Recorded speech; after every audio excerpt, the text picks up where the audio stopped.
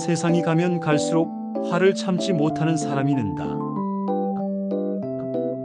여러분, 오늘 우리는 한 가지 심각한 현상에 대해 이야기해 보려 합니다. 바로 세상이 가면 갈수록 화를 참지 못하는 사람이 늘고 있다는 사실입니다. 길거리에서, 직장에서, 가정에서, 심지어 온라인 공간에서조차 작은 갈등이 폭발로 이어지는 모습을 우리는 흔히 목격합니다. 왜 이렇게 되었을까요? 과연 인간은 점점 더 분노를 다스리지 못하는 존재가 되어가는 것일까요? 아니면 문명과 사회가 우리를 분노의 함정 속으로 몰아넣고 있는 것일까요? 고대 철학자 아리스토텔레스는 분노를 정당한 모욕에 대한 반응이라고 정의했습니다. 그는 분노가 무조건 나쁜 감정은 아니며 오히려 정의감에서 비롯될 수도 있다고 말했습니다. 하지만 지나친 분노는 이성을 파괴하고 인간을 짐승과 다름없게 만든다고 경고했습니다. 스토아 철학자 세네카는 분노를 순간의 광기라고 표현했습니다.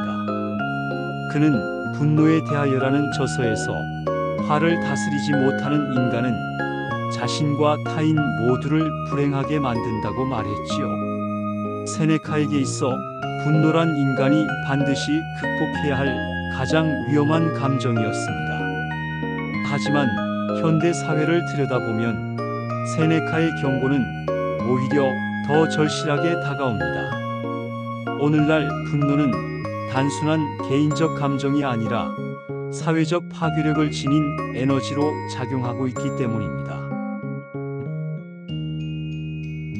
심리학에서는 분노를 위협에 대한 방어적 반응으로 봅니다.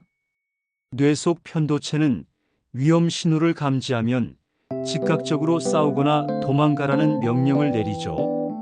문제는 현대 사회에서 우리가 받는 자극이 단순한 생존 위협이 아니라는 데 있습니다. 상사의 한마디, 온라인 댓글, 연인의 무심한 태도조차 뇌는 위협으로 받아들일 수 있습니다.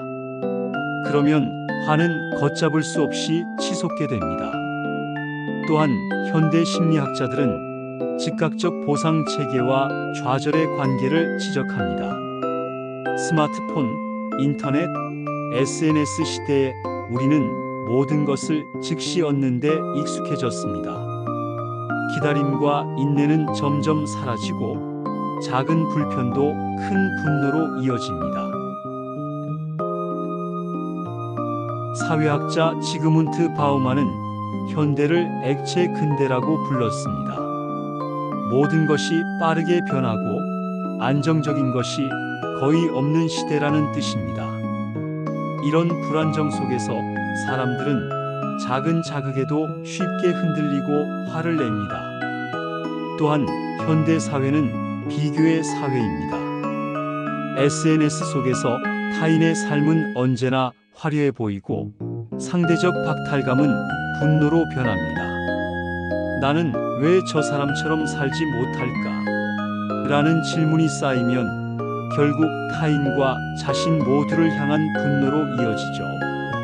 이와 더불어 경제적 불평등, 고용 불안, 미래에 대한 불확실성은 집단적 분노를 양산합니다. 실제로 많은 사회학 연구들은 경제적 양극화가 심화될수록 분노 범죄가 늘어난다고 보고합니다.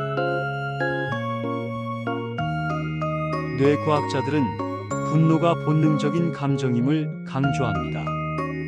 편도체가 자극을 받아들이는 순간 전전두엽의 이성이 그것을 제어해야 하는데 현대인의 뇌는 이미 과도한 스트레스에 시달리고 있습니다. 지속적인 스트레스는 전전두엽의 기능을 약화시키고 분노 조절 능력을 떨어뜨립니다. 마치 뇌가 늘 화산 폭발 직전의 상태에 놓이는 셈이죠. 그래서 현대 사회의 스트레스 환경은 곧 분노 사회로 이어질 수밖에 없습니다. 동양 철학에서는 오래전부터 분노를 다스리는 법을 가르쳐 왔습니다. 유교에서는 군자는 노여움을 드러내되 지나치지 않는다고 했습니다.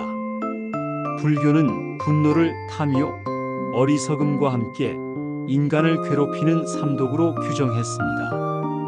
특히 불교의 가르침은 현대인에게 큰 울림을 줍니다. 불교는 분노를 없애려 하기보다 그 분노를 관찰하고 이해함으로써 다스릴 수 있다고 말합니다. 화가 난 나를 바라보는 마음 챙김이 바로 그것입니다. 오늘날 심리치료와 명상법은 이 고대의 지혜를 현대적으로 재해석한 결과물입니다. 정리해보면 세상이 갈수록 화를 참지 못하는 사람이 늘어나는 이유는 다음과 같습니다. 즉각적 보상 체계에 길들여진 현대인, 기다림과 인내가 사라졌다. 사회적 불평등과 불안정, 박탈감과 불확실성이 분노를 부른다. 정보 과잉과 SNS 비교 문화, 끊임없는 비교가 좌절과 분노를 만든다.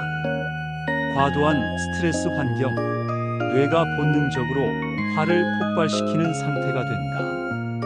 공동체의 약화, 예전에는 가족, 마을, 종교가 감정을 중재했으나 지금은 고립된 개인만 남았다. 분노는 개인의 문제가 아닙니다. 사회 전체에 악영향을 끼칩니다. 작은 시비가 살인으로, 온라인의 악플이 자살로 이어지는 사건은 더 이상 낯설지 않습니다. 직장 내 괴롭힘, 가정폭력, 혐오 범죄 역시 분노 사회의 그림자입니다. 더 무서운 것은 분노가 전염된다는 사실입니다. 한 사람의 화는 주변을 자극해 연쇄적으로 분노를 확산시킵니다. 마치 바이러스처럼 사회 전반을 물들입니다.